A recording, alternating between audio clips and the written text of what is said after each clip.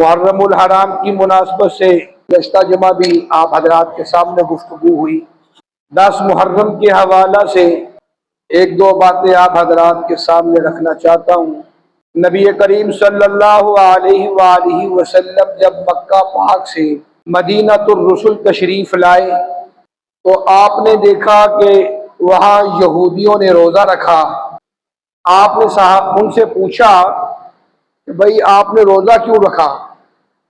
तो उन्होंने कहा कि हम 10 मुहर्रम के दिन रोज़ा इसलिए रखते हैं कि इस दिन को अल्लाह ताला ने हमारी कौम बनी इसराइल को फिरौन से नजात दी थी। हम शुक्राने के तौर पर इस दिन का रोज़ा रखते हैं।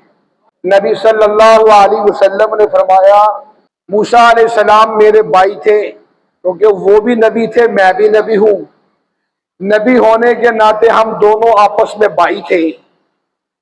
अगर अल्लाह ने मेरी जिंदगी रखी, आइंदा साल आया तो मैं भी 10 मुहर्रम का रोजा रखूंगा, लेकिन इसके साथ 9 का या 11 का एक रोजा साथ मिलाऊंगा। क्यों?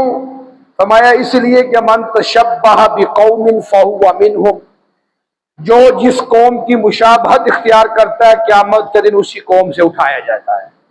लिहाजा मैं भी रोजा रखूंगा, लेकिन मैं इसके साथ एक रोजा और मिलाऊंगा, या एक दिन पहले रखूंगा, अगर एक दिन पहले ना रख सका तो फिर अगले दिन रखूंगा 11।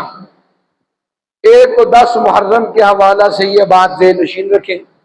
अगर अल्लाह ताला हिम्मत और तौफीक दे, ये सुन्नत नफली रोजा है, आप इसको जरूर रखें।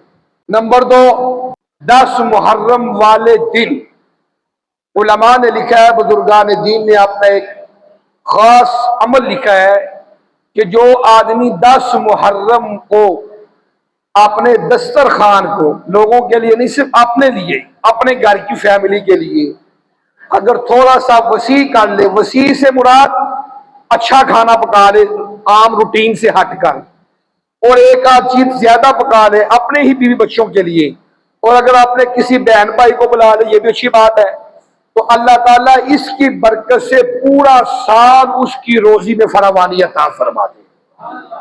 ये काम जरूर करें। ये 2 बातें 10 मुहर्रम के हवाला से मैंने आपके सामने रखी हैं, और इस नीयत से करें इंशाअल्लाहुल अज़ीज़, अल्लाह ताला आपके इस अमल को अपनी बारगाह में कबूल फरमाएगा। एक तो 9-10 का रोजा रखें, अगर 9 का ना रख सके फिर 10-11 का रखें।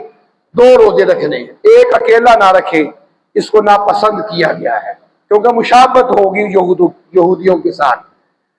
दूसरा, दस्तरखान को 10 मुहर्रम वाले दिन अपनी ही फैमिली के लिए, अपने ही घर वालों के लिए थोड़ा सा वसी कर लें, अच्छा खाना पका लें, एक आध चीज जायद पका लें ताकि घर वाले खुश हो जाएं। इसकी बरकत से अल्लाह पूरा साल आपकी रोजी में बरकत अता फरमाएगा।